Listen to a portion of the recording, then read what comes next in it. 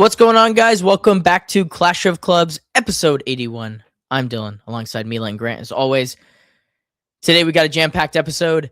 We'll start with Chelsea. They won a game in a professional manner, which has been few and far between through the month of December into January. They also have a new signing, it sounds like, or it's progressing that way. We'll talk about that new signing or the lack of maybe experience with said signing. We'll then switch gears to the derby, which for the first time in a long time, the game was just like a good derby in general for a 4:30. Usually you wake up at 0-0 for those, but also just the game had good atmosphere and good vibes for at least my club, which again, don't get to say a lot. So we'll jump into the derby. We'll do all that fun stuff. We'll then talk about United as they take on Arsenal in Carrick's second match in charge, and then we will go from there. But I guess we should just kick on into it. What's going on, guys? Welcome back to Clash of Clubs. I'm Dylan. They just got punched in the mouth. They didn't even know how to react. That is one Derby Diamond. I'm Mila. Do we want to do a little predicky? That was the last time they showed initiative to go get a fucking player. City is still alive here. Balotelli. Aguero. I'm Grant. They're talking a lot about you 15. How will you respond 15? We downgraded from Peppa. Do you know how absurd that is? Ladies and gentlemen, it's match day. The predicky counters here. 2 correct results for me and Grant. Obviously, we picked our clubs to win. Mila went 0 for 2, but it's kind of the nature of the business when it comes to these weeks where we play each other. Because if you don't pick the same team and then you hate on the other person's team, you're going to go 0 for 2 if they end up winning. No super predickies. No predickies. Let's move on. Plug 187 as of what's the time? It's like 12 or it's like 11 something on Sunday. Please like, comment, subscribe, share, do all the fun stuff. We are aiming to get to 200. I set this goal without letting you guys know, but 200 by the end of the month would be awesome. And then 500 at some point and sometime in the future. Let's jump into it. Grant, you finally got, like I said, that professional performance out of Chelsea that I think you were fine. Is fine the right word? How are you feeling after a 2-0 win over Brentford at home? I mean, we need the points. I think like we understand the situation is really delicate and not bright on paper, but when you look at the fixtures we have, when you look at the team that we have, when you know it's some of these players are capable of at their best, like, yeah, we need to just get results right now. And I think that's what this game really ended up being. I touched on it more on my video yesterday, like kind of how the game went, but they created more than us, took more shots, more big chances. Sanchez was the man of the match, right? When your keeper is the man of the match, I mean, usually that insinuates one thing. It's good for him, especially after the disaster he had midweek, pretty much giving away 2 goals against Arsenal. So it was good to see him turn it around. And hopefully, with maybe an improved defense in the near future, you see Sanchez's form continue to stay strong. I think that's a big part of it with a goalkeeper, having confidence in what's in front of you. But to be fair to the defense, I mean, there was a lot of last-ditch defending. Dylan, I'm sure you saw some of the game. I wouldn't say it was like really convincing, but they got the job done. Ended up getting a clean sheet. That's 9 on the year now, I believe, in the Prem. So that's something you can build on. There were some patterns of play that I think we can build on, but yeah, I still think there's a bit of quality letting us down. I think Palmer's still not where we want him to be, the levels that we've seen him show, and I think he's still carrying that injury. I mean, he just doesn't look like he's enjoying it anymore, right? Like you saw the celebration, you see right after the game just drops to the ground. Like it's tough to watch. Like you feel for the kid, and then you have Neto killing counters left and right. Garnacho, I mean, great off the bench middle of the week, and then he starts, and it's exactly what Dylan's been saying, 2 years now with him. It's like we know exactly what he is, and you keep seeing reports they're unhappy with the wide options. Like, you made the sandwich. What are you upset about? It's infuriating. I do think there's been positives. I mean, I thought Joao Pedro, I've not seen him run like that since we were playing in America. So that was a big positive. I even think Palmer too ran a lot, but running's not everything, right? I feel like that's like almost a requirement at this level when you're trying to compete at this level. So I still think there's more to be desired. But yeah, it's a tough situation, but to just get the 3 points and get a clean sheet, like I'm happy with that. We have a nice run of fixtures in the league. 2 more Champions League games that are very important. Another game against Arsenal that's important, but getting the result is all that matters at this current point. Yeah, I mean, when it came to this match in general, it was ugly. And Brentford play a certain style that lead to it being ugly. Obviously, the managerial switch it's a little more stark than I think when you're looking around the league at some of the other teams that have had managerial changes, just because Enzo Maresca wanted to play a style that was ball control and high possession, and then in games against the big teams, that's where you would peel off. So it was a really stark difference to see Chelsea kind of sit back and absorb pressure against Brentford because they didn't hold possession. I mean, they ended the game with less possession than Brentford. But like you said, like sometimes you kind of just need to win games. And in a period of so much turnover and turmoil, like that's what you guys did. And it was a collective effort. I think there's been points during the season where I feel like individuals have carried you through matches. And this time it felt like the opposite, where like you didn't need Palmer to be a star in this one for the group to go ahead and get 3 points. Defended their ass off. Robert Sanchez made a couple of big saves, and you come away with 3 points, and that's really what's important. Mila, did you end up seeing this match at all? Did you end up feel for it at all? I was telling Grant before we started recording that I didn't watch any footy after the 4:30 disaster class on It's usually Saturday. how that goes. Yeah, so I'll talk plenty about the new transfers coming to Chelsea, but I have nothing to add to this game because I didn't watch a lick of it. Yeah, you don't. I guess a good way to wrap up like the way the game went. Like I didn't when the whistle blew. Like oh man, like I can't wait to watch the highlight. I was like, we'll take it. I mean, even before we got the second goal, it's like I was texting my buddy. I was like, yeah, if we win this 1-0, take it and run. Like just go home, take the 3 points, move forward. That's what we do. We have Champions League midweek now. It's a busy period. It's not going to slow down. Like you got more games coming. So good to get the result and now continue to build. Yeah, like you were saying, these next 5 games are relatively easy in terms of the opponents that you're playing, and so picking up as many points as possible is great. That stretch from April to March is like, I think 4 of the 5 Big 6 teams on top of like a Newcastle or a Villa in between there, and so it becomes much more difficult. So if you can stat pad, for a lack of better terms, and pick up all the points that you can here, that changes everything. Changes everything. It can. I mean, that could be the difference. You start dropping points in this stretch, you lead into that period. It can get dark. Putting a lot of pressure on yourself. Yep. The only other point that I had in this game, and this has kind of just been a small thing under Rosenior that I'm starting to see, is just I feel like the forward play in terms of the striker situation is different in terms of, and we've talked about it. I just feel like they're doing a lot less, which is giving them more output.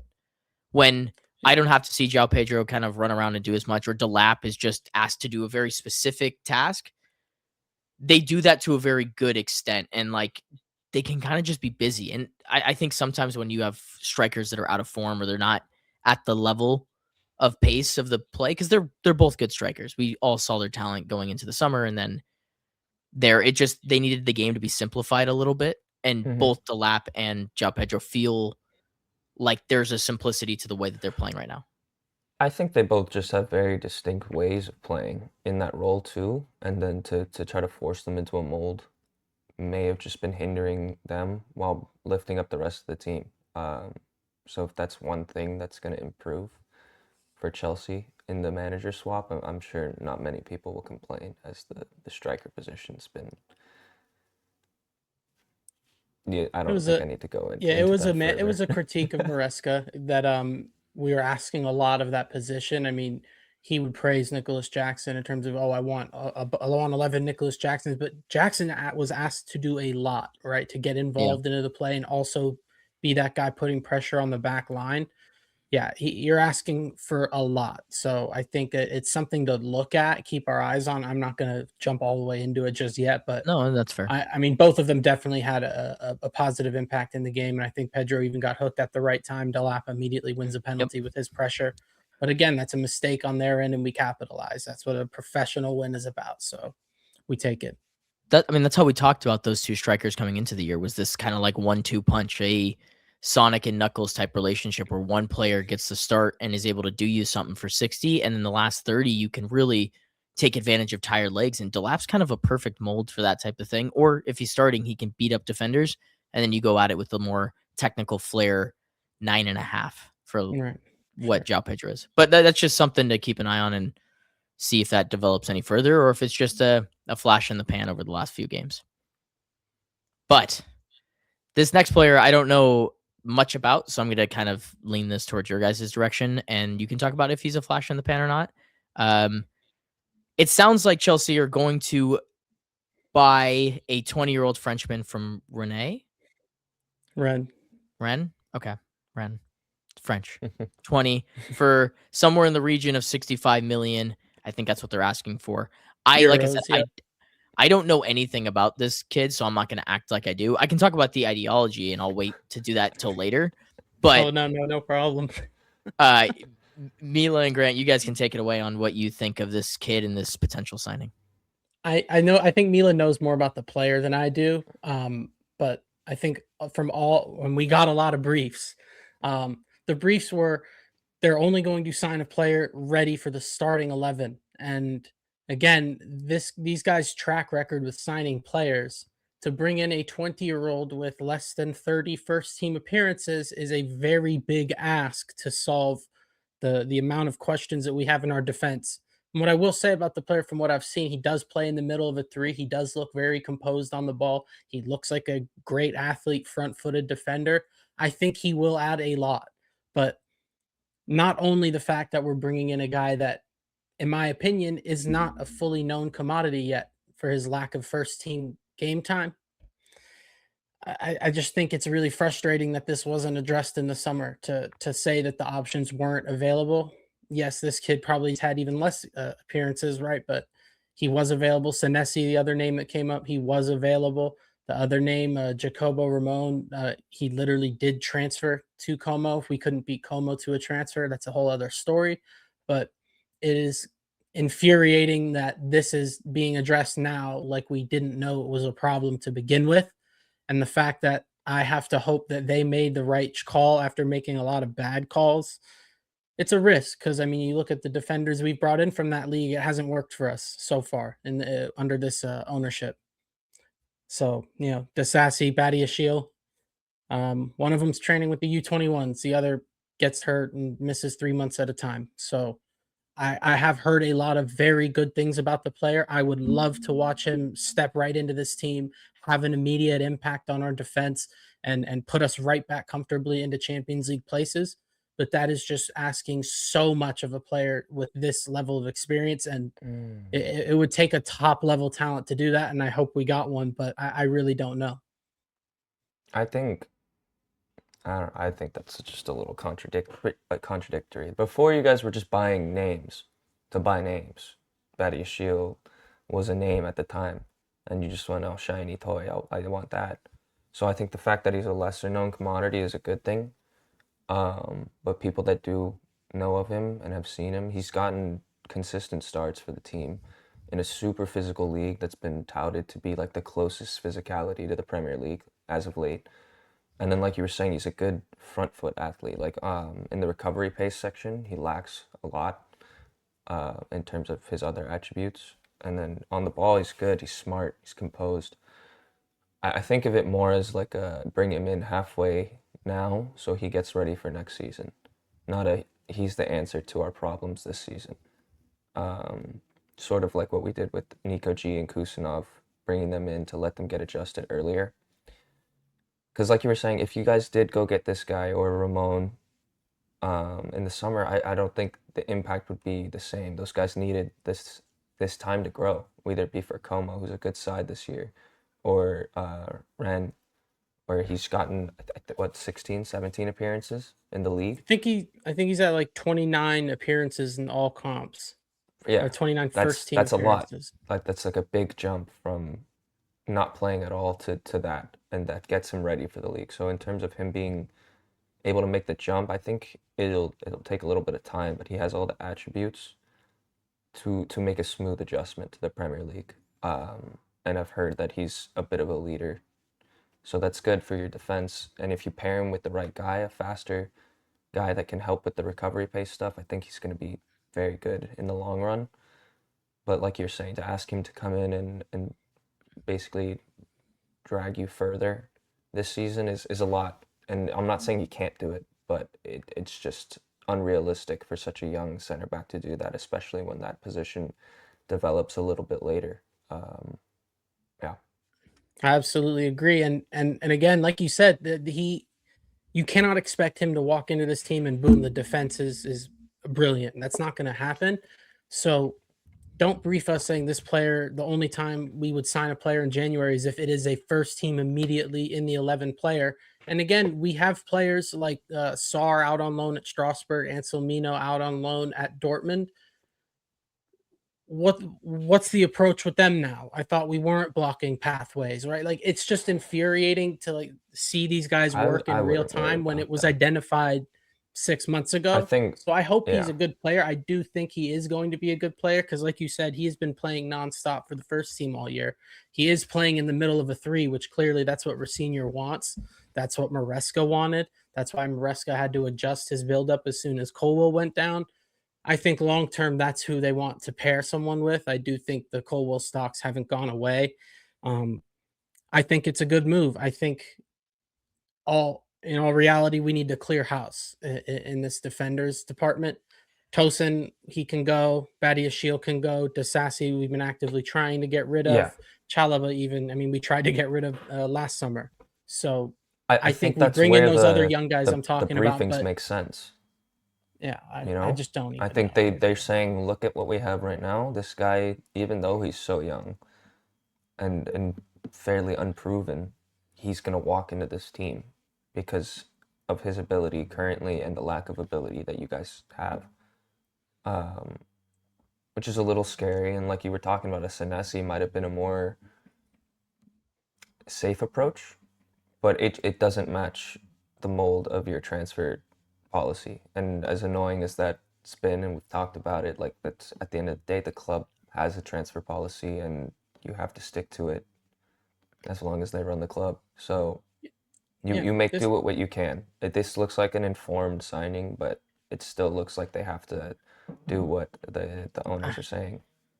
It's I don't know mad because, like, again, this can end up being a good move in 18 months time. We could see how good this kid ends up being. But when you look at Chelsea, where Chelsea are right now, they're in 6th. They're behind Man United. They need to continue to improve in order to get into these Champions League spots. I think most of us would agree that Senesi, we know exactly how he plays and what he could do for us and have a positive impact for us. So in the short term, like you said, that would be 10, 15 million. His contract expires in 6 months. Yeah, but how much is he? You sell him in asking 2 for years, money-wise? whatever. You lose That's the 5 thing. million on the deal. Like, just It just I doesn't. don't It know doesn't what we're fit doing. what they're doing. What were you gonna say, Dill? I don't have any issue with this signing in terms of the plan. And look, he's a great young talent. And whenever it comes to young, great talents, I think if you can get them at any point during any window, it's a good thing. My issue is he's being asked to do way too much. It reminds me a lot of Lenny Yoro. In a lot of ways, this is a very similar signing where it's a young, touted French good center back with great physical traits that's going to be asked to be thrusted into a awful situation. Chelsea are just not at a point right now where there's stability, especially in the back line. You guys just continue to spend money on young guys. And to your point, like Senesi, that's a plug and play guy where I know that in big matches, he could come in and do a job. That's really where this is confusing. And this doesn't feel like a January signing for that reason, unless you're really like a city where you guys were like in the middle of a rebuilding year, whereas like every year's a rebuilding year with Chelsea. So I just get lost. We're a year away from being a year away. Like it keeps feeling that way. Yeah, I feel bad for the kid because look, he's going to come in here and maybe he gets a certain level of run during this stretch of games, but he can't play Champions League, right? until No, the next. so once after the last 2 group stage or league phase matches, that's when you can add players. So you're going to ask a kid who's been playing in a back three in France to come into Chelsea and be their CB1 during the hardest stretch of the year. That's not going to I hate to be like a Debbie Downer on the kid, but like that's just not going to end well because you're asking him to do too much. It feels like the city center back, the what's his name? The new kid, the Watford kid. Elaine? Is it Elaine. Yeah, Elaine. So not that they are the same level of talent in terms of what they were touted for or that they've been playing in We similar need you. situations, Yeah. but the level of like that club going up to a team that needs Champions League football or is trying to get something going in the Champions League, like Elaine looked out of sorts during the United game. Like there's a certain level of pressure that comes with that position, and asking a player to do that, like your touch gets a step heavier. Your runs aren't as good. You're not in the right spots. Like there's a certain level of pressure that he has not faced. And I know that he's played in 30 matches this year, but he hasn't played in a derby. Top league hasn't played. France. I mean, I don't. It's a big jump. No, but he from the hasn't. This is his Championship to the first top real league of season. France. But it's different. It just is. Like I can't explain that because this is Lenny Yoro's gotten into the same thing too. His welcome to the Premier League moment was against Southampton. You know what I mean? Like shittier situation at the time, I think. But like it's as but shitty he was as Chelsea's in, but like they're not even that bad right now. Like well, you guys weren't even that bad. It's more so the surrounding talk of the club. There's extra spotlight around him. I don't necessarily think the fans are saying, "Oh, this guy has to be perfect." It's the board that's putting out briefs that are saying that. I haven't seen much fan expectation for him. Or like You're right. well, that expectation doesn't come in the first week because he's a brand new shiny toy. It'll come in week 4 when he's played 4 matches and 2 of them maybe weren't as great as they thought. That's how Chelsea fans much were. better than what We've they all have. seen I this. think you guys are being blinded by that. Like they are shit. I No, agree. That's I'm how not bad our saying that he's not going to defense be is. good. That's I how just bad think the that defense is.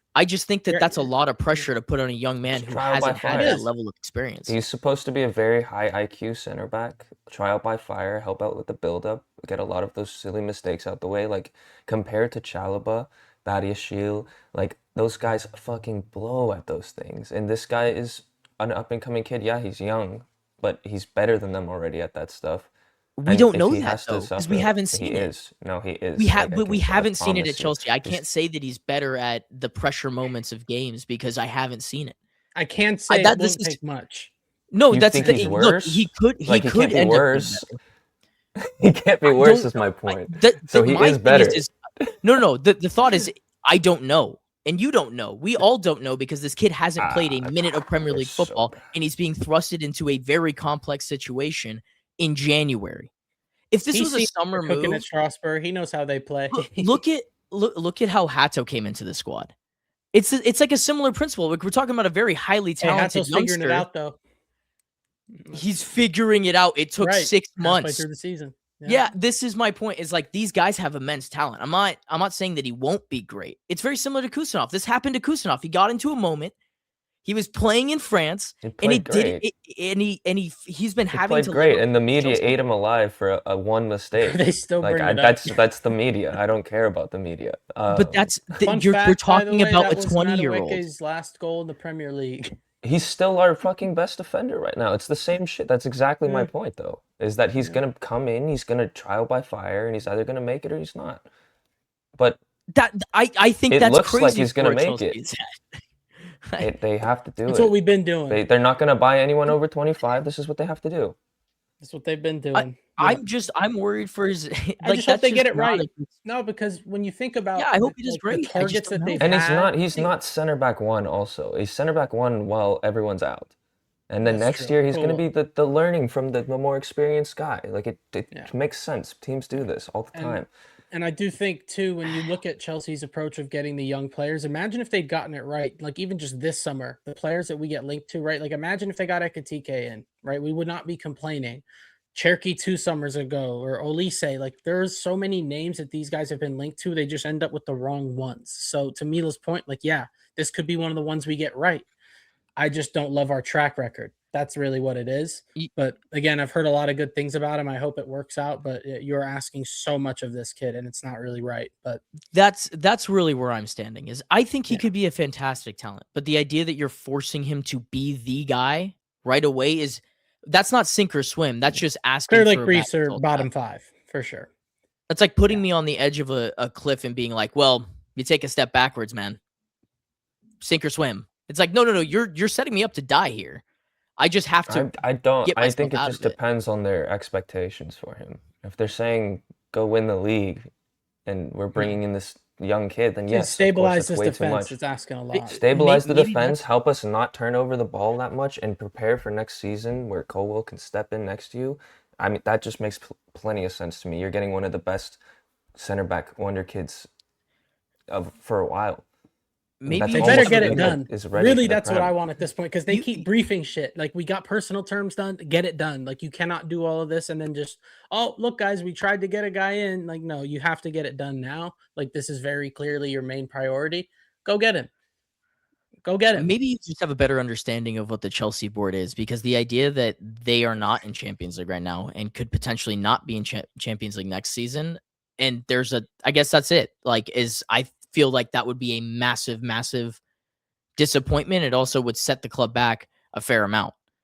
I'm just from more where they so were just at frustrated this it's taken us until Yeah. January to address this. They have leverage It over didn't these need to guys. be. They have 8-year contracts. Like I think they've operated it to where they have all the power in this. So if they want to do something, they just do it. It's a This is dictatorship. this is 8 the years, bro. If they experiment. don't make This is Champions crazy. League, what are they gonna? You're gonna complain? Yeah, and then they get all sent to right. the Go bench train spot. with the under 21s then. Yeah. Like this is Yeah, what you'll they be with the do. under 25s, 4 years left on your deal. Fucking They go don't even have an under complain. 25s. We'll make one. I don't know. I think I just try to view it from their standpoint at this point because I'm done trying to That's all they go want. That's crazy all they over do. what they do. So this is just how they operate. I'm basically looking at it like I accepted the job on Football Manager, and they told me how to work within the Confines. payroll really what it and is, what bro. they want, like for me with the transfers. And this is exactly, it's under 25, signed players to over 5-year contract. Do not spend over 200K per player on a contract. Like it's one by one. The only thing that like I will give to them is, like I said before, it just seemed like they were buying to buy, and whoever they could get a good contract for, they'd get a good contract for. Now it seems a little more informed. I do think Jaquette is very good, and he's got the ability to be a plug-in player into the Premier League. I think we've seen that more so recently with the new players coming to in the French league, not the ones that came from a couple years ago, but the guys as of recently have been up to par physically for the league. So I think that's a big thing right now. And if he's good on the ball, he's gonna be. That's my main point. Like if he That's just what they need. cuts out the mistakes of Chalobah and Badiashile and those types of players, then he's already so much better for the team than those guys, and they're gonna be a whole different team if they cut out those mistakes. I don't know. I just have alarm bells. This just I mean, the maybe you signing don't where play the him in alarm big bells. games too, and like you don't throw him to the wolves in those types No, of games. maybe But that's maybe the you play him in compromise. all the other games, like Maybe that's the and compromise. throw him in a is- couple yeah. Champions League games. Let him get a fucking cap or two. Like I don't know. I don't know what their direction is really the issue. Well, that it I also have. seems like they're gonna lose some bigger names, so maybe they're just stockpiling the young ones to build something for later because Could be. It could be. so you never know. You do. I hope you're right. I mean, you know way more about the kid in terms of his actual raw talent.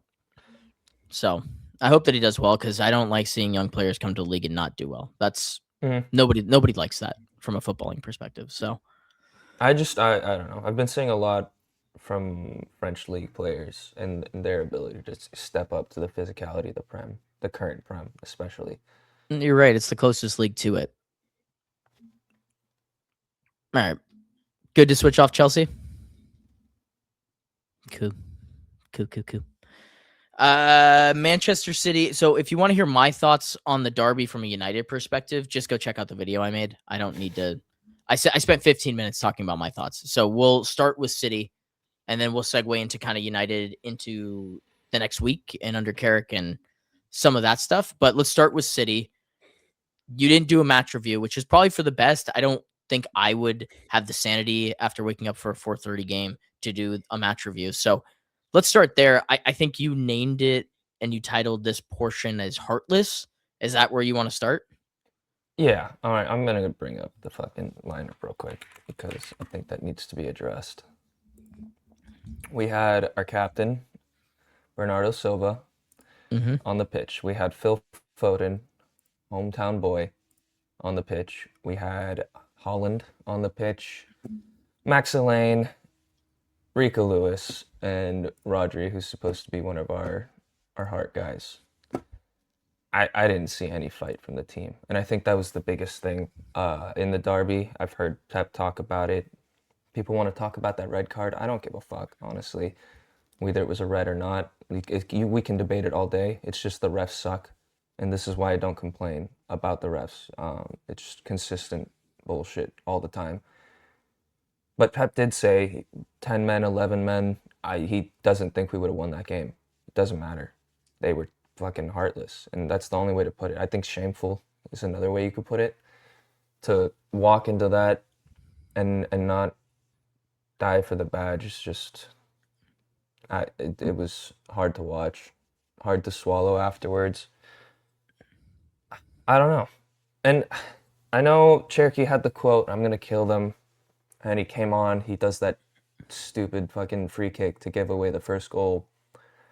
And I've seen some content creators for City talk about that and how it's just stupid and how he's just shouldn't be doing the fancy flicks in that situation. I think he's just frustrated though. Like he had the mentality. He's one of those guys that wanted to die for the badge and he has to come on in the 45th minute over a Bernardo Silva or Phil Foden who wasn't playing good. And I think he's frustrated. We just didn't create anything. So when he comes on and he starts giving the ball away carelessly, trying to create something out of nothing, I don't think that's him being an idiot of a player. I think that's him trying to do something for the club, no matter what, just trying to make something out of nothing. Because United's defense were flawless, in my opinion. The shape was great. You beat one guy, there was another guy there to make up for him, to cover his back. They looked like a full fucking unit. And I can't say the same for my team. I think there was one turn that's spreading on social media right now.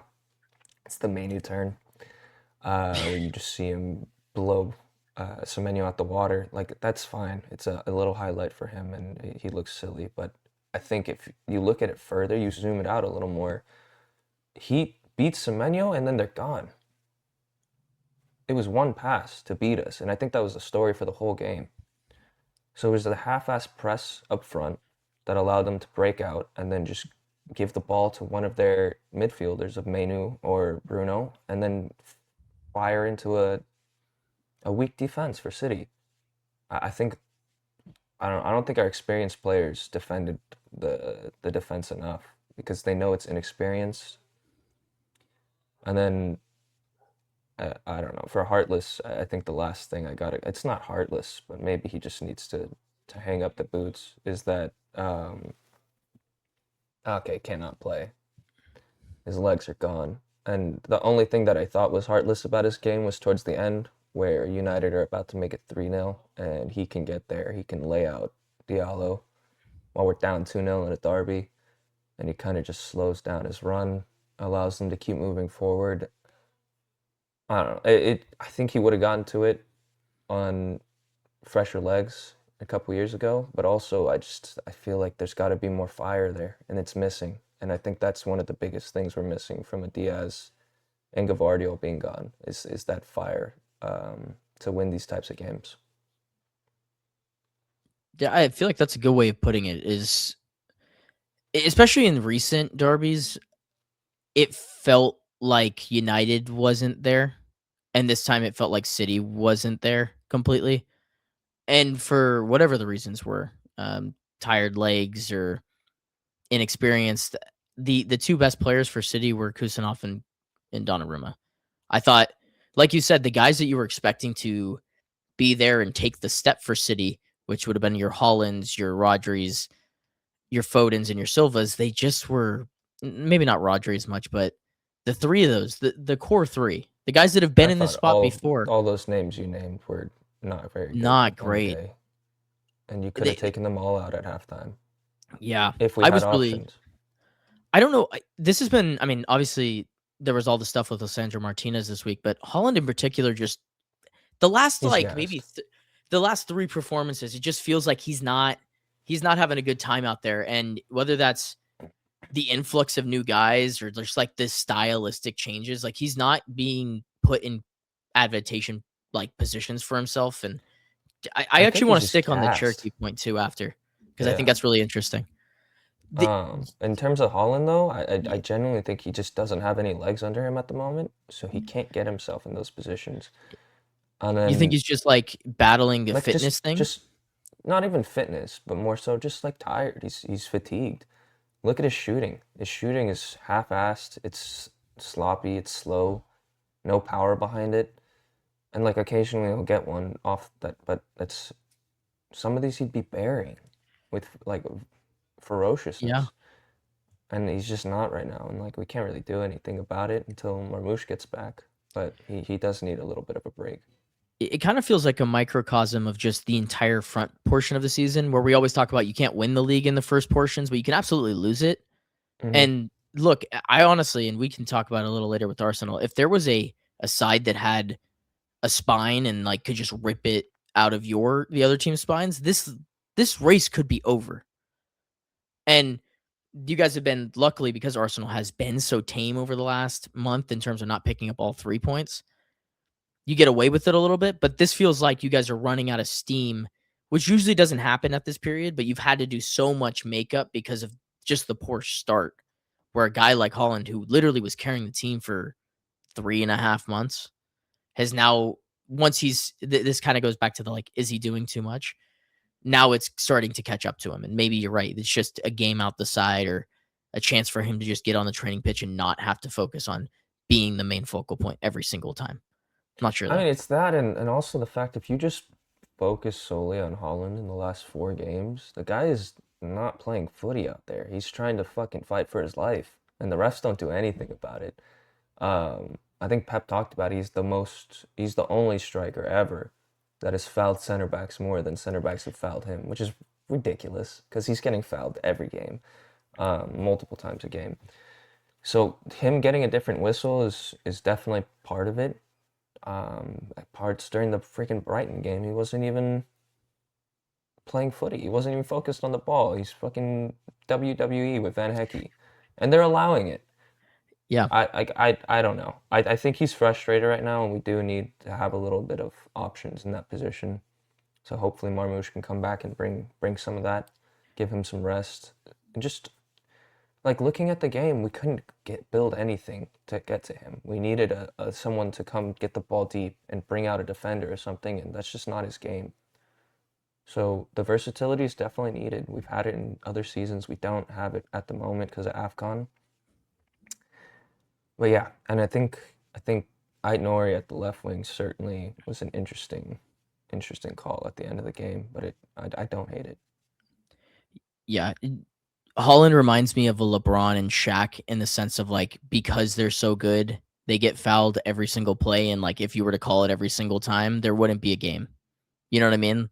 Like they're that style of player where it's just like, It's just not his problem at the end of the day also. Like but if he's getting that's how fouled, sports they gotta work call though. it. I know. They won't but though. That's how just the how striker. this is literally the LeBron and Shaq problem. Like if you called a foul every single time, you'd never. But there wouldn't be a that's game. fine. That's fine, but you can't call it against him. Like No, I they're agree with actually that, though. hindering him. They're I agree hindering with one that. of the best strikers of all time at this point in a physical league. Like fuck off.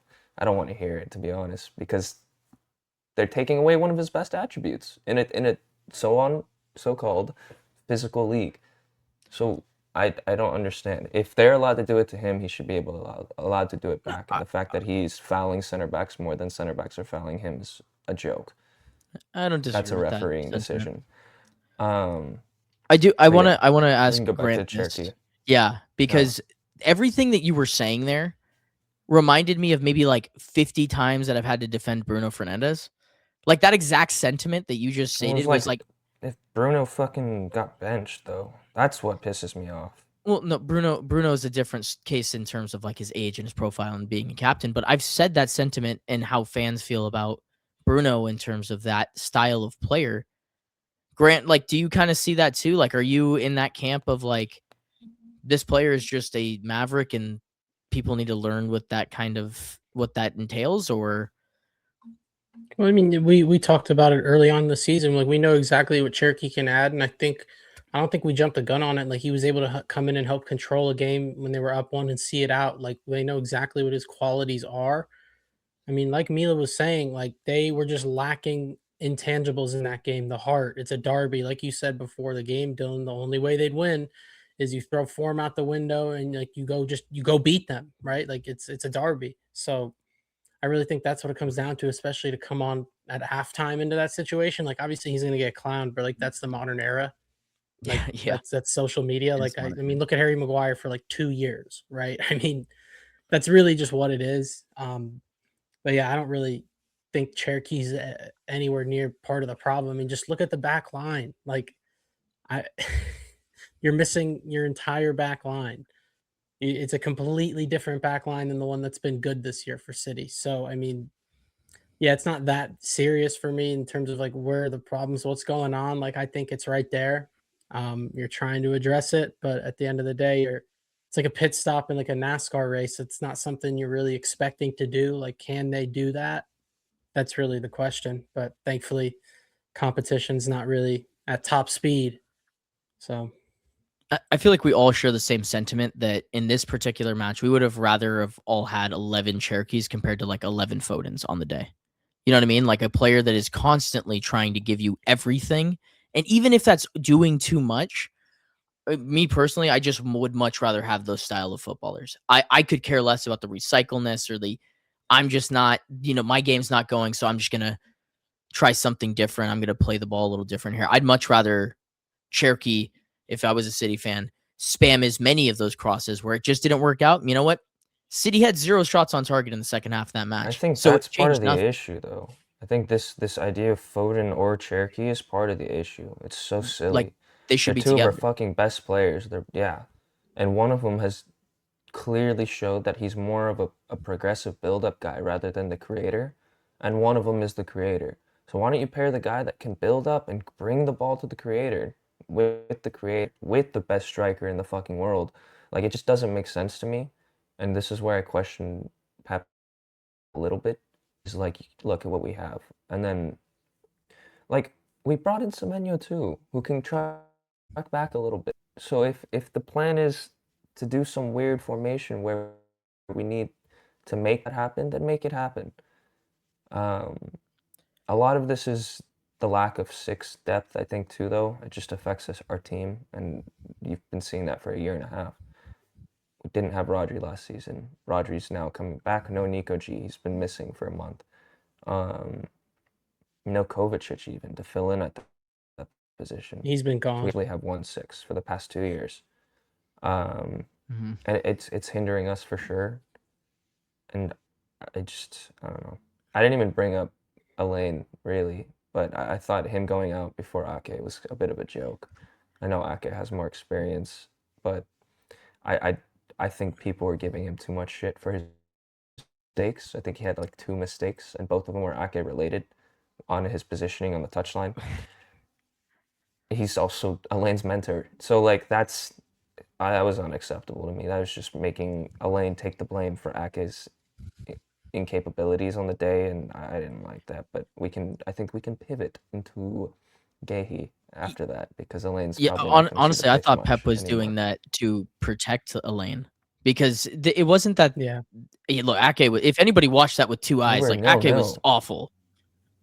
Yeah, but was like 0-0, it bro. was that wasn't a And then wasn't a clean. you're putting the guy 0-0 that's getting attack. skinned alive on the outside, and then you're gonna put him inside the heart of the defense. Like it makes 0 fucking sense to me. 0 sense. The guy's grabbing his hamstring. This Yeah, is protecting maybe him is where just the devil's advocate, but yeah, fucking I don't know if Jesus I necessarily Christ. agree with this sub either, but also I don't know if that would have changed anything because that was one-way traffic from that point on. So I think Ainori would have you know what I mean? Like, I don't know. given us something on Yeah, Diallo, I mean, honestly. Not maybe, like, why the fuck didn't he play? I get Nico maybe. O'Reilly's gassed, but why did Aït-Nouri not play? It's not like he's not Yeah, fit. He's I been don't know. playing for Algeria. Like, I don't know. So many questions. Maybe it's just because he hasn't been with the team. I try not to question Pep anymore. Every time I question He Pep, looks he ends like up he knows our fixing team it. So. better than anyone right now. Like, Yeah, I don't. But like you said, he knows your team better than anyone, and you guys are bringing in the most touted after English center back in the entire league for 20 million. I know that he's out of contract at the end of the year, but this is a marquee signing. It just is, and everybody wanted this guy. United, Bayern, Arsenal, Liverpool, Real Madrid. Everybody wanted this guy's signature, and the only team that went out and made it happen in January at a lower price than apparently we literally were talking about it a week and a half ago is 35 to 40 million, and City got him for 20. Yeah, I think this is great. I talked about it a lot, but in terms of just being able to register a team for the Premier League, for the Champions League, we need homegrown guys. We need English players to go and get a guy that captained his team and is one of the most touted talents at that position.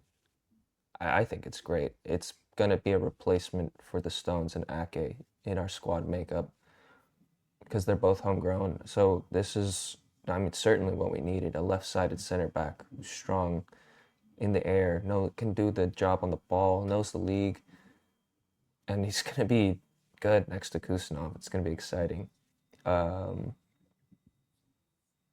Yeah. What do you guys think? You guys got the most touted after center back in England who's 25 for 20 million. This is we had this whole conversation just a second ago, and I know that Chelsea, he ruled them out early on, but like that's the style of signing that I was expecting a big club to make. And even Arsenal or Liverpool, like this guy was supposed to go to one of these teams in the summer, and it didn't happen. They don't need an 11 of center backs. Look, Arteta wants an 11 of center backs. Just how they play. I can't even question it anymore because it's just what he build wants. A basketball team. I don't blame him. It seems to be working at the current point in time.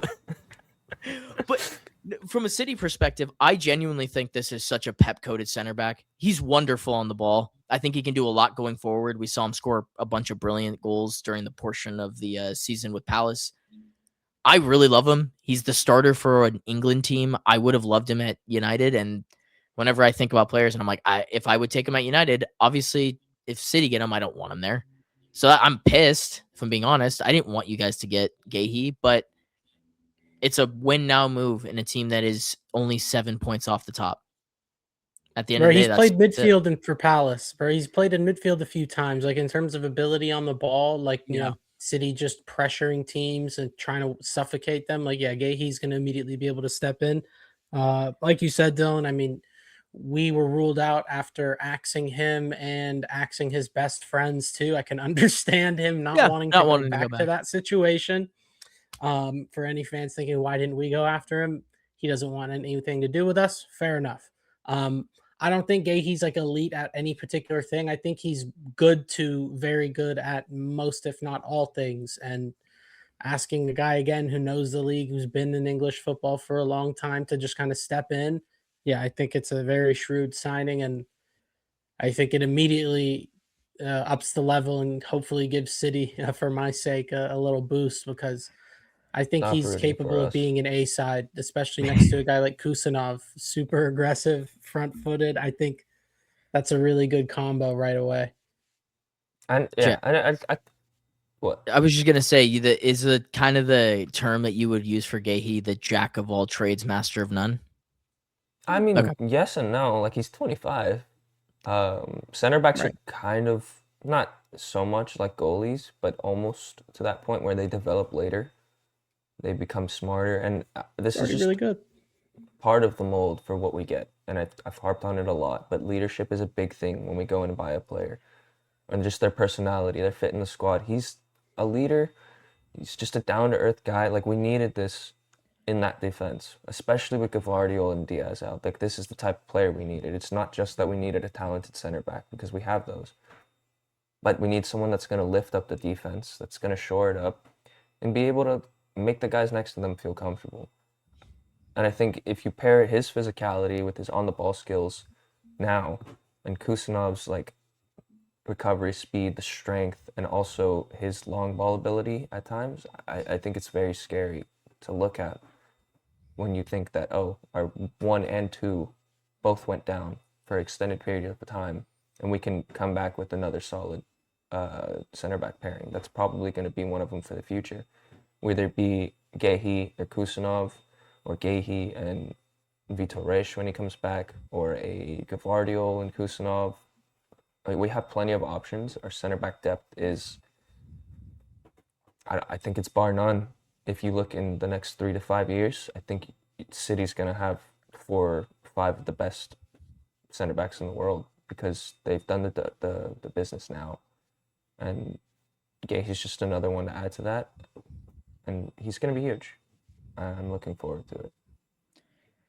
Yeah, you can always tell how good a player is when their manager openly just goes on like the most heated rant of all time to the media about how he lost his fucking center back and he might lose his fucking mind. Like, that's how good he is. Yeah, it's that, but also they're operating wrong. We could save it for later, but yeah, they are. I understand his frustration. No, look, I'd be mad too. I think it's just that Gehi left because he's been talking about Gehi leaving for about a month since before the window opened. But now it's like, I just think that he thought that he had him at least for the year. And Glasner in that system, like if you're talking about most important players, it's probably Gehi in terms of the way that they play. Captain. Yeah. I'm a big fan. I think this is a home run, and there's been a long list of really home run signings for City in the past. This feels like another one, and for 20 million. Fuck's sake. I mean, you look at the record of, and that was the big talking point throughout the whole week was like, City bought another player. And it's like, yeah, man, they spent the exact same amount of money with like 4 dudes combined that Arsenal spent this summer on 2 guys that have been literally not productive. One of them doesn't play. Yeah. One of them doesn't play. Like, so, they bought a guy for 70 million that doesn't. Yeah. Home run signing for City. Home run. All right, it's time for me to like be happy for the first time in a while. I haven't been able to. Carrick is at the wheel. We're winning the league and the quadruple, even though we only have 1 trophy technically to play for. No, but in terms of the actual game, like I said, if you want to hear my full thoughts as a Man United like super fanboy, go just check out my video. It's a lot more fun than this conversation will be in terms of me being giddy. But this was the first time I felt like United played with what is always talked about as quote unquote United DNA. And so did you guys see the same thing? Was this United coded this match? Like, did you see that out of United in that way? Yeah. I don't know if I'd say United coded, but you guys fucking put your balls on the line. Relative to the past 18 months. The Butcher being on the pitch. And I know I'm not supposed to like him as a City fan, but as a defender, I can't deny that he's awesome. Dude, he blocked the Holland shot. That block on Holland shot was ridiculous. Huge for you guys, and he did that multiple times. Game, not just him. It was I talked about it in my little review, but your guys' defense was phenomenal, and I think that frustrated a lot of our team. So either that's carrot cooking or just from all the players, just weight off their shoulders. Like, I don't know, but I think you guys definitely had the heart on the day. I'm interested to see if it goes into the next game. I would like it to go into the next game. But I get scared because it's a derby for his first impression. Like, it's a great first impression for it to be a derby. So teams tend to get up for a derby, which is also why it hurts so much that my team didn't. But that would be the only thing that scares me in terms of care. And the United DNA is like, is it back or was it just the rising up to the fixture? Could be a little bit of both. Could be. Grant, did you see anything in particular in this game that you liked from Carrick's setup? Yeah, I mean, like you said, like, are they back? Like, we can't go that far 1 game in, but no. I mean, we were told by the previous manager, Kobe and Bruno could never play together. Like, that's preposterous. They play the same position like that. I think it's just relative where it's like, oh, like you cleared the pipes, right? Like something was clogged and now it's just running cool again. It's no problems. It's like, oh, okay, we can. It wasn't anything crazy, but he was super compact. City couldn't play through the middle, like Mila was talking about when we were going over the game. Like they were organized very well defensively, and the individuals who have been missing from the defense are back in there. I thought Maguire looked really good, and Lissandro Martinez had a great game. Casemiro was really good. Um, Dorgu's like a revelation as an attacker. I mean, he's been great on the wing. You got him for what, 20 mil, Dylan. The stocks have gone up, no doubt. But yeah, I thought Bruno was phenomenal as the 10. I mean, they looked great. They looked legitimately good for 90 minutes. I think that was a big thing. You would see occasions under Amorim where, like, for maybe 20 minutes, they look on top of a game. They look really good. But I mean, even Cunha, who came off the bench, could have been pouty. He came on and had an impact too. So yeah, I think they looked really bright, and I think the bigger conversation comes over the summer. Where are we gonna have deja vu there? But again, it's one game. It's very early. But if he just keeps it simple, and they continue to keep going like this, I mean, it'll be hard to say. But huge start to the Carrick era right now at United. Yeah, I think he's playing with house money. And this is what must have Definitely. won them over, is how simple it looked for United. And I think that with Amorim, there was an overcomplication to a lot of the things that he was doing. And with the current set of players, and look, you could ask for a rebuild. You don't get rebuild time at United. That's what I've learned, is you just don't have that luxury. You have to work with some of the tools you got. And he didn't do it with enough of them. To set up a lineup with the 2023 backline is fucking crazy in the year 2026. And they kept a clean sheet, which United have only done like 3 times this whole season. So that's impressive in its own right. I thought Casemiro looked really good, which under Fletcher, he didn't look really good. I thought he looked leggy and was in bad spaces. But the setup in this, the 4-4-2, it just felt different.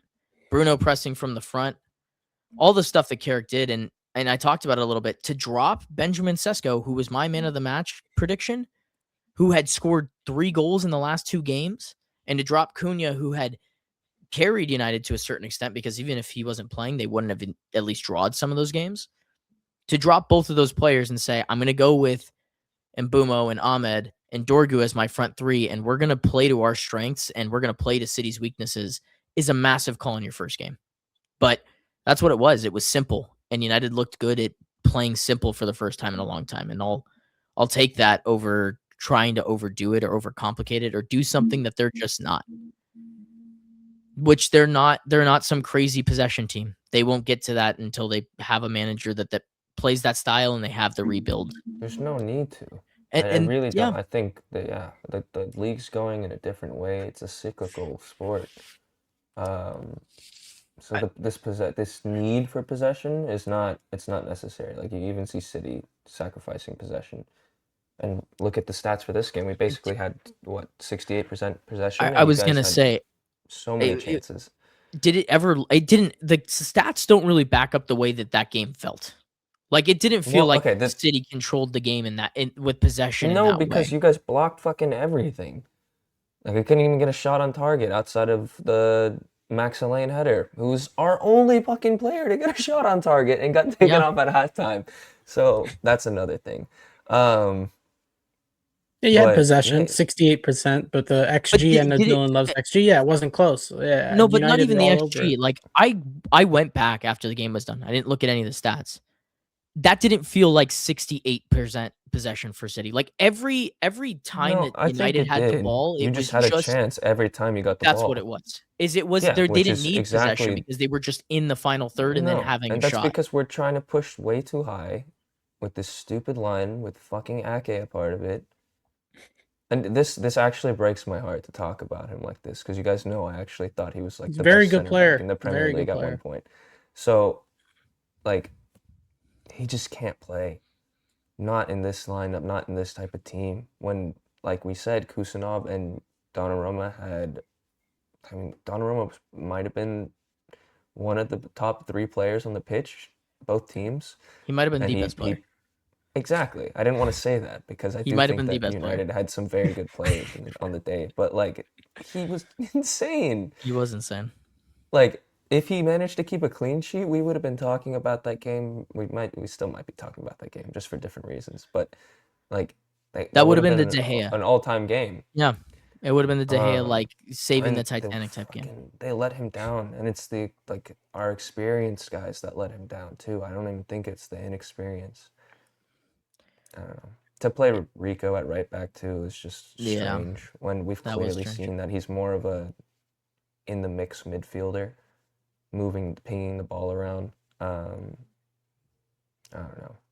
I'm not happy with Pep, but he's making do with what he has. So Yeah, Pep maybe overthought this, and Carrick kept it simple. Carrick did, And I think exactly. that's really my crux of this entire point is like he just needs to keep it simple for the rest of the year.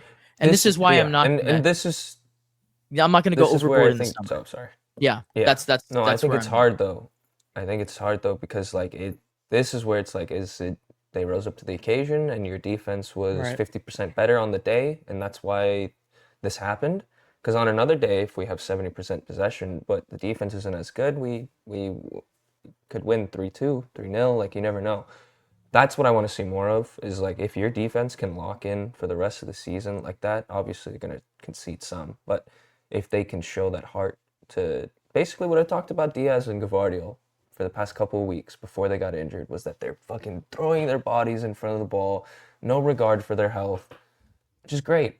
As a center back, like that's kind of what you want. You want them to be a little bit of a sicko and get in front of the ball, make sure that the goal is stopped no matter what. And that's what I saw from United yesterday. And I think that was the main thing that decided the game was that heart, and that's why I said it was a heartless performance from us. But you guys had all the heart, and I think that needs to be applauded for sure. Yeah, my counter argument is AFCON boys because United, of course, since they left, had no. Here's my counter argument is United it's a plus. haven't they since they left, United have scored or had one game where United scored more than one goal. Mhm. They come back and they score 2, and it really could have been like it could have been more. It really could have been the way that they played. How would you have played that game without them? It would have been C.O.C up top, maybe. It would have been C.O.C. Probably. and Cunha, Yeah. but like it's like C.O.C just doesn't offer what Emblemo was offering on the day No, in this it's counter-attacking system. It's just extra legs to run for Bruno to find in a City back line that was disconfigured and discombobulated. I don't know. I'm so sold on Brian Mbeumo. I've been sold on him for a long time I think now. he's your He's best a player, superstar. honestly, but He's a superstar. Ahmed is also just wicked good, and we've been on him for a long time. And like just the idea of those guys playing together, and they're two of the most informed wingers like on the planet. And Mbeumo had not a great AFCON, but Ahmed just continued his form straight into it. Where like now I'm sitting here and I'm like, oh wow, these two guys are going to go at you for 60, 70 minutes, and then United are going to have people to work with off the bench, which I haven't been able to say. Like Cunha came off the bench and made impact, and he wants to be here. Right? That's what I got from it. It's like we knew. I think we knew that. Right, I don't think anyone could question question Cunha's heart. I know, but that was the main thing when he came to the club was that this guy wants to be here and he wants to, regardless win or lose, he wants to fight for the club. And I think that's been a huge part of him. Like he hasn't necessarily had the DNA to back up his influence on the squad, but that belief in the players around him and just the club is huge. It can't be understated. Just the floor. The floor of this team it came back with these two guys, and it makes me believe again in something. Like the idea that I have Bruno Fernandes is always like a floor raiser in its own right. And I think that he's just the best. But then he's playing the ball to like one of the best finishers in the league over the last 2 years. Like Mbeumo just overperforms XG like it's nothing. And for an XG believer, that means something to me. It's like a shooting star. Like every game, I'm like, oh, he's so bold. I said it. I said in my my 5 things, like Pookie's home, and Pookie's our home. Like these two guys are they just bring joy to my experience in watching the game. And like, I feel like I haven't had a lot of joy in the forward areas. Talked about Garnacho and Hoyland, and Xerxes, and these guys just don't. I don't get up off my seat, but I find myself getting up off my seat to watch these two guys in particular.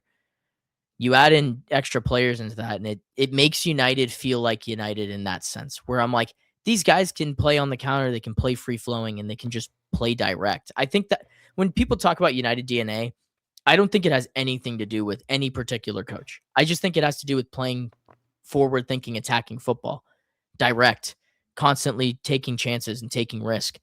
And Amorim didn't do that. If people want to fault him for being defensive, that's what I think defensive means.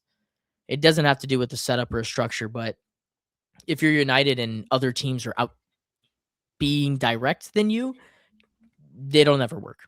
That's the real difference. But man, I know I have nothing left. I'm just happy. And I'm hoping that we carry that over into Arsenal, which is the next topic. Let's do a preview real quick. Like I said, we don't talk about Arsenal unless Facundo's on and they drop points, which they dropped points this week, but it doesn't feel the same.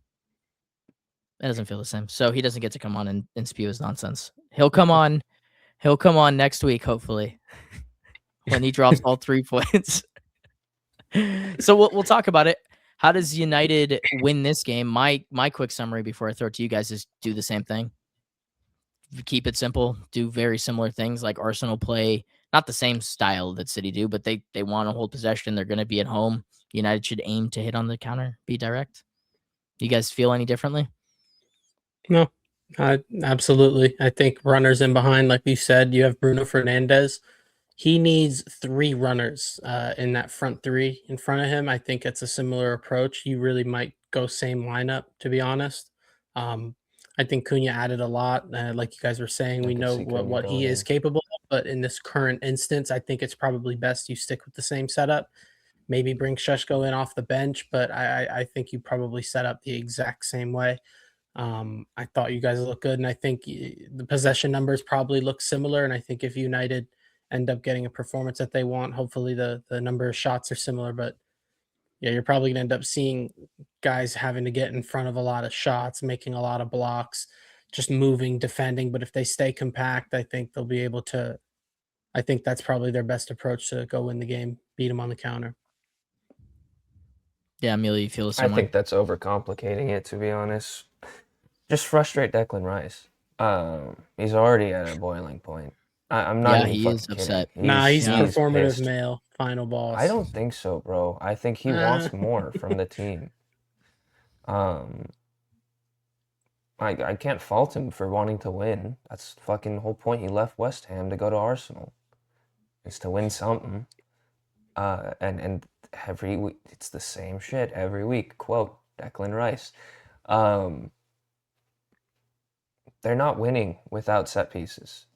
Or they're not, I guess they're dropping points without set pieces. With that, if they don't score set pieces, set piece, they drop points.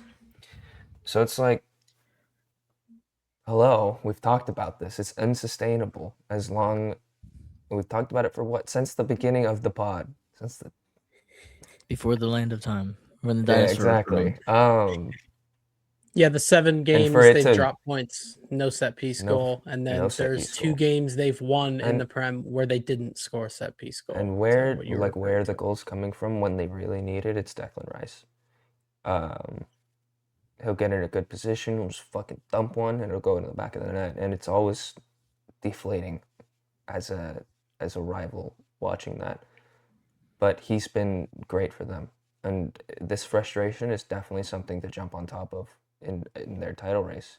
If their best player in the driving seat is feeling frustrated, then add to that. Go hit him with a couple tackles that I've seen Arsenal do to my players. United just did it to City players. Just go into his ankle a little bit, not too much.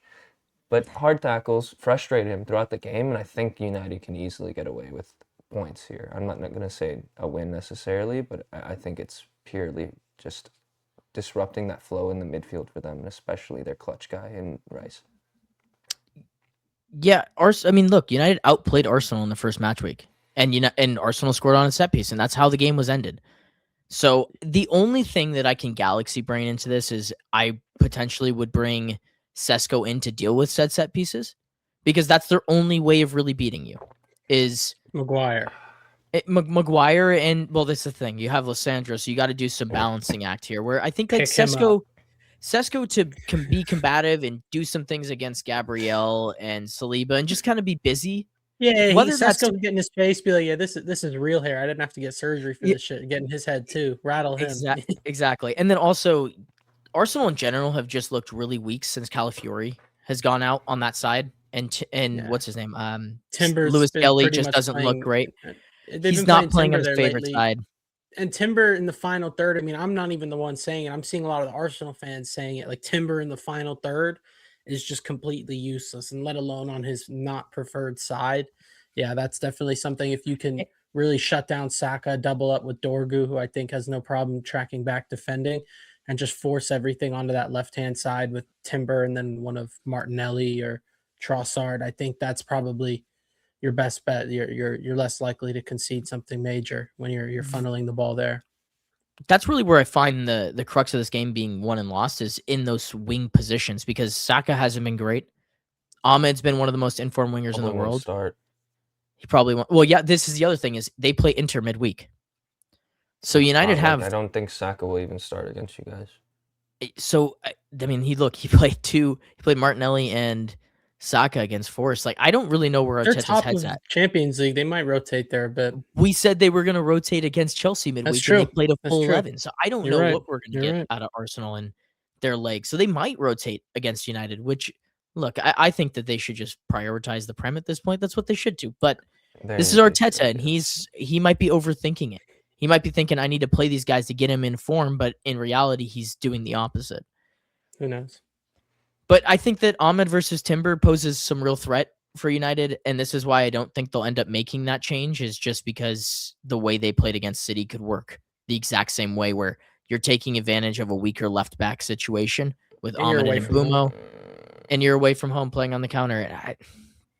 It's not okay. I know it's not bad, I know that specific matchup is not going to be the same. Like that, I'm sure Diallo was licking his fucking lips when he saw the lineup because that was just poor. Yeah, but he was doing the same thing against like Calafiori in the first matchup. Like I think that's the way. Yeah, forward. Steve gave Timber some work, bro, so he can be got at on the left-hand side. I just think that's the access point for United, and I think that. To Grant's point, like I don't think you move Dorgu out of this situation because Ben White's actually been pretty good going forward, and having him be the tracking back left mid with Tim Shaw, and Saka have a good relationship. Timber and White, Ben White and Saka, yeah, like in terms of the attack, yeah.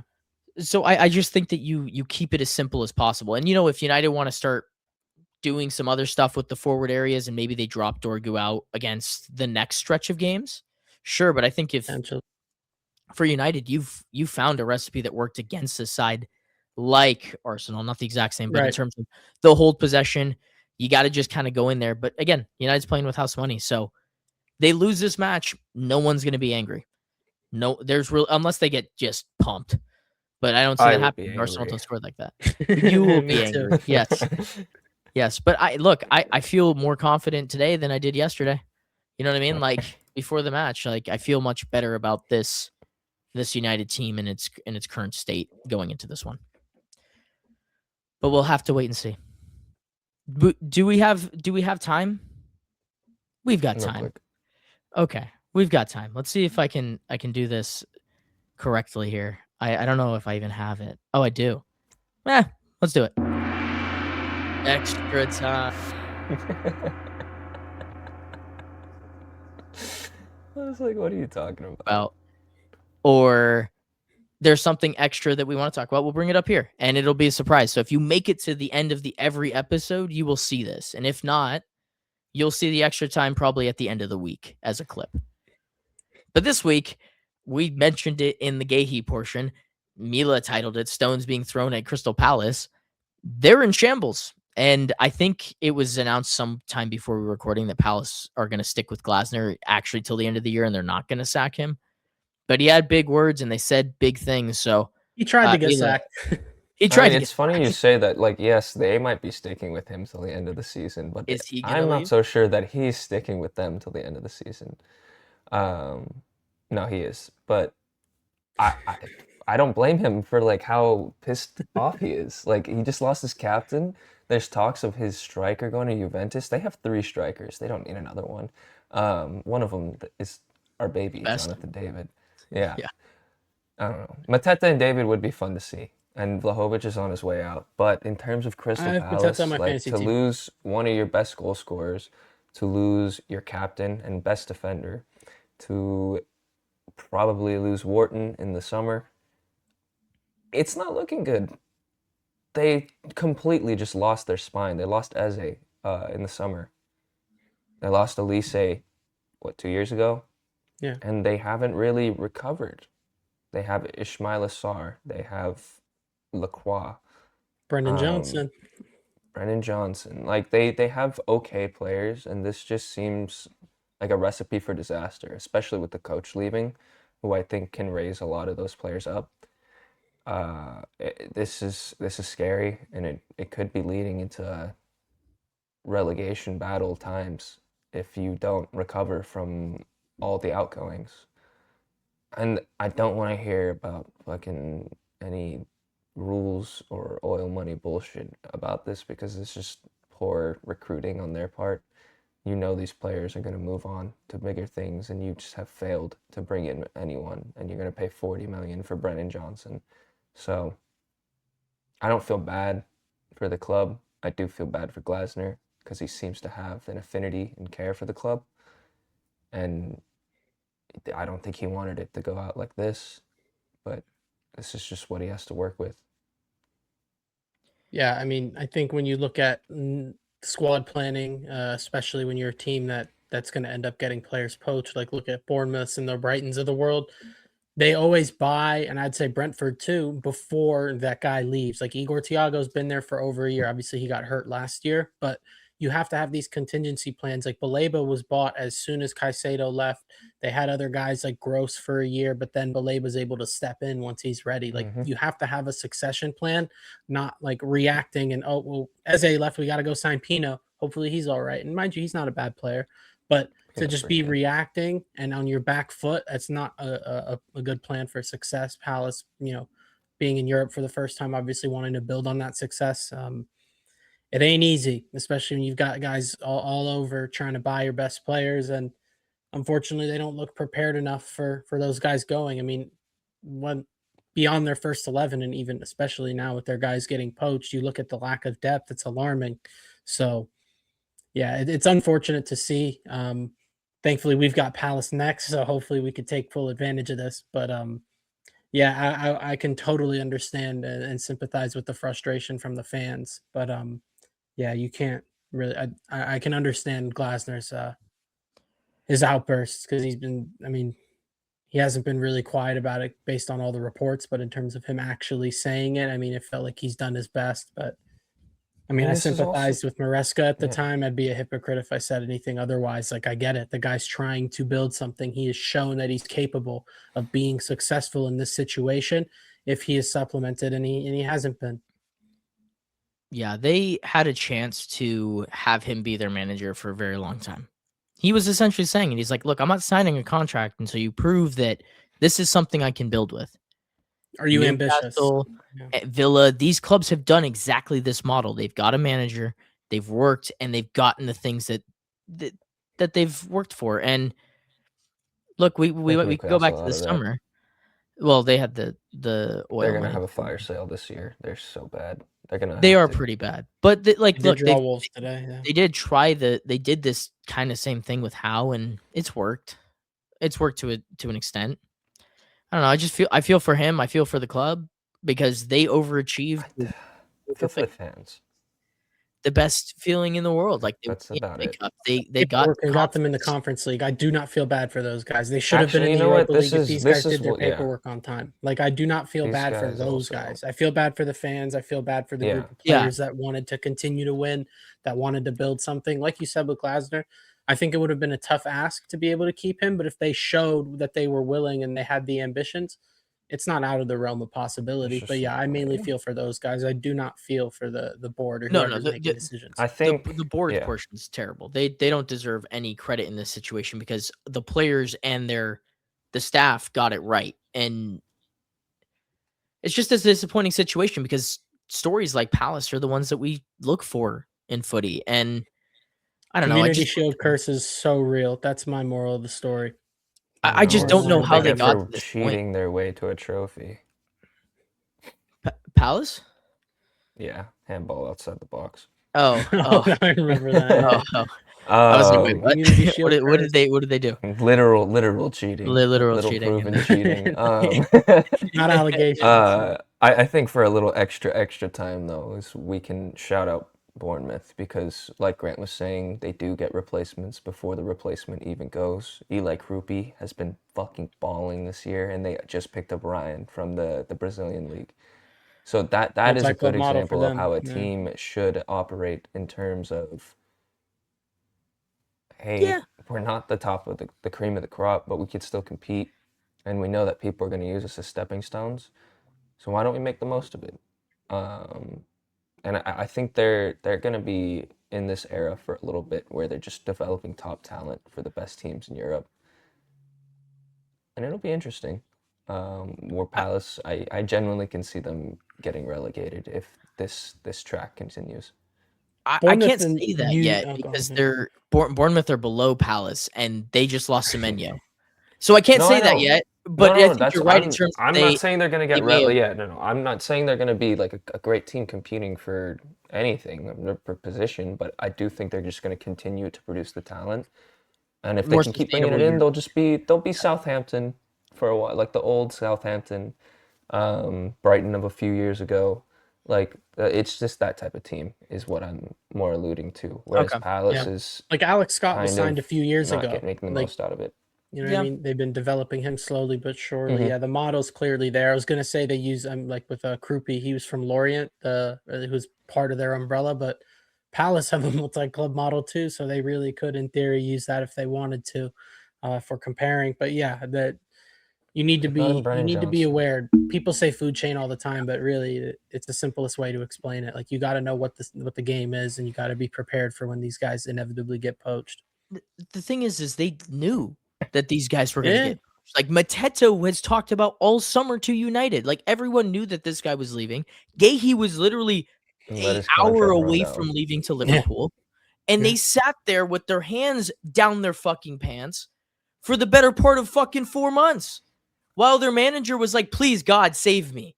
Like, please give Yeah. me something. So that part of it, I don't feel any remorse other than for the Yeah. fans, the players, and the manager. I think they're getting a little unlucky because in terms of the Mateta thing, I think they were trying to get a swap for David, and if this was a month and a half ago, they probably would have gotten that swap.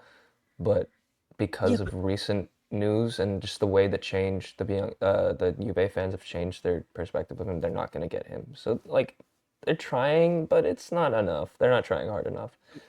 Playing hardball with Italian teams just seems to never work. Like you're not doing a handshake 8 business million. deal with Italian. Like Well, you're gonna. I don't know if it was hardball. I think they're being like, all right, we're not going to convince Mateta to leave or to stay, so we need to get something back out of it. And Juve is just like, actually, we like Jonathan David now. We're going to keep him. Oh, the guy that we signed for free is actually pretty good. No, Oh, Weston McKennie loan deal Essentially. surprise to United. Here we go. Come on. I don't know what's going on. United just won a game. I'm just happy for the first time in I a while. don't know. Do With Manuel predictions real like quick? being in Yes, back in the predictions real team, I quick. feel like I don't know. United, Arsenal. Grant? Hopefully, I'm going to use my jinx for good. 1-0 Arsenal. Gabriel set piece goal. That seems fair. I'm gonna go 1-0 United with Ahmed being the star player, man of the match. 1-0. Butcher, man of the match. Nice. And then who did Chelsea play? We play Palace away. Yeah, we just talked about that earlier. Yeah, Palace away. I'm gonna go. Ooh. 2-1 Chelsea. I was gonna say no, but I didn't. I don't feel in that. I'm going to say 2-1 2-0 Chelsea. I'm going. Go Enzo Fernandez. I'm gonna go 4-0 Chelsea. Wow. Dude, I'll drive to your place and give you a hug. The lap. Delap. Dude, Yeah. they're in shambles. We just talked for 15 minutes about how I that know, club's I in just need to shambles, see it, and they bro. just I lost need to see their it. captain on the pitch. He's not going to be playing. I know. I'll yeah. go Steve for my man of the match. It's recovering. And from then illness, Dylan. I hope he's back. City play Wolves. Bounce back performance 5-0. Oh fuck. No, wait, Wolves haven't lost. Oh, what a mistake I've made. Oh, what a mistake. Yeah, you're right, Dylan. 5-1 for me. Holland, please get your hat trick, fam. 5-0. I'm gonna go Semenyo because he's not playing midweek. Fair. I don't think Holland will play in that game. Oh, damn Good it. point. I'm just playing the numbers game, Mila.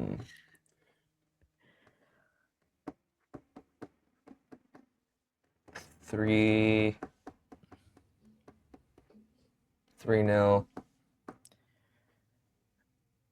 Marmouche, man of the match. Oh, Heavy take. like it. Like it. Nice. Cool. Well, I want to do this before my camera dies because it's blinking red at me and it's getting very scary. But a good one, hour and 25 minutes.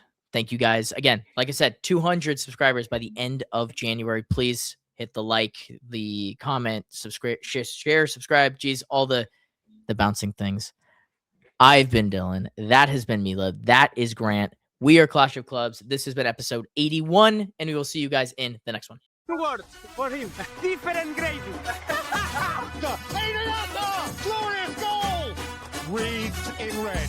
We're really seeing the most extraordinary finish here. On this day of days, has he delivered? Just magnificent! Potentially life-changing. That's football. Minute you let it under your skin, then you begin to make it better.